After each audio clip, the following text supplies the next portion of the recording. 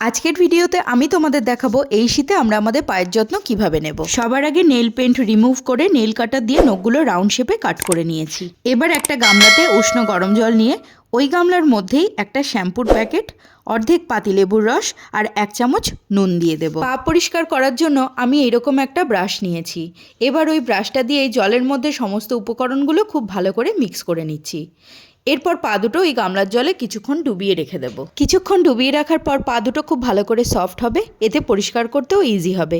এরপর ওই ব্রাশটা দিয়ে নখের কোনাগুলো, গোড়ালিটা, পায়ের তলার অংশটা, ওপরটা খুব ভালো করে পরিষ্কার করে নেব। একটা টুথব্রাশের সাহায্যেও কিন্তু অনায়াসেই পা দুটো পরিষ্কার করে নেওয়া যায় যদি এরকম ব্রাশ না থাকে। এবার ওই জলে গোলানো লেবুর খোসাটা দিয়েও নখগুলো ভালো করে পরিষ্কার করে নেব। আগে আমার খুব পায়ের গোড়ালি ফেটে যেত, কিন্তু যখন থেকে এইভাবে পায়ের যত্ন নেওয়া শুরু করেছি তারপর থেকে দেখছি পায়ের ফাটা আস্তে আস্তে কমে যাচ্ছে। এবার পা দুটো পরিষ্কার জল দিয়ে ধুয়ে তোয়ালে দিয়ে মুছে নেব। এখন আমি একটা প্যাক রেডি করব, যার জন্য লাগবে একটা কফির প্যাকেট, 1 প্যাকেট ইনো আর অর্ধেক পাতিলেবুর রস।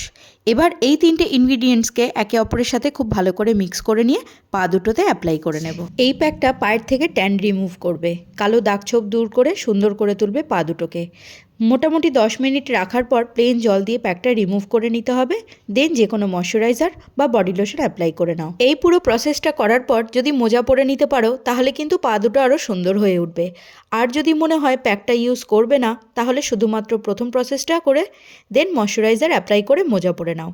আমি ভিডিও করছি বলে নেল পেন্ট লাগিয়ে নিলাম। তো বন্ধুরা, ভিডিওটা যদি একটুও তোমাদের কাজে আসে তাহলে লাইক করো, শেয়ার করো, কমেন্ট করো।